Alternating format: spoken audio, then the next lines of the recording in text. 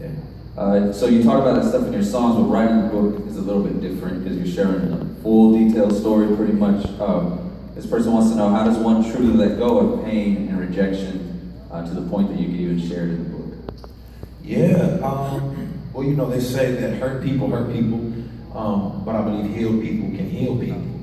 And when your scars have been healed, when your wounds have been healed and they become scars, you have a choice to either cover up your scars wearing long sleeves or whatever, or just show them off and say, you know, yeah, it happened. You want to hear the story?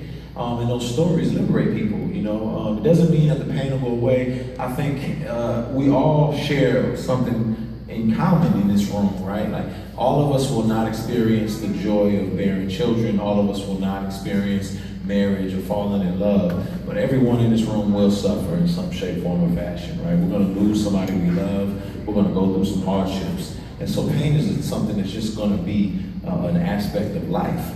But it's where you're running to in the midst of that pain. Where's your hope found?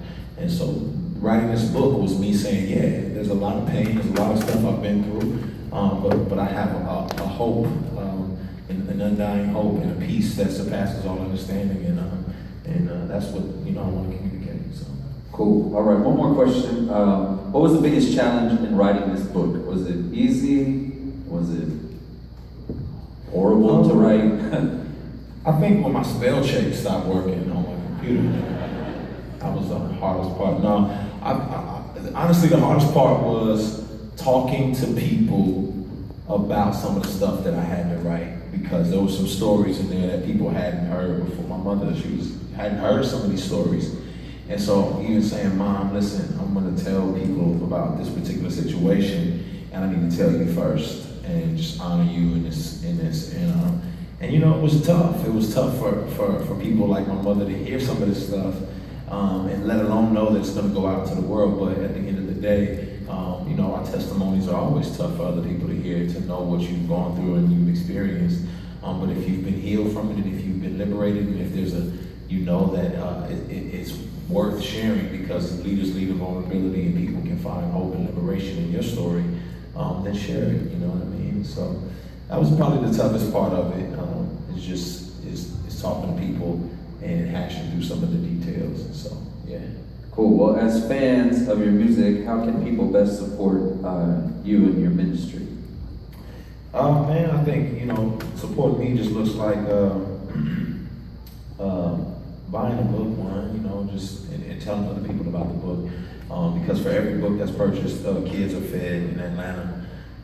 My kids get fed 3 minutes. No, but a lot of cool things are happening. One, we've established a school in one of the worst communities in the city, and you know, proceeds from the book go toward the continuation of the school. We're in the second year of the school, so there's a whole bunch of kindergartners now. The first graders, we're going to let in a new crop of kindergartners, and yeah, so it's a beautiful thing.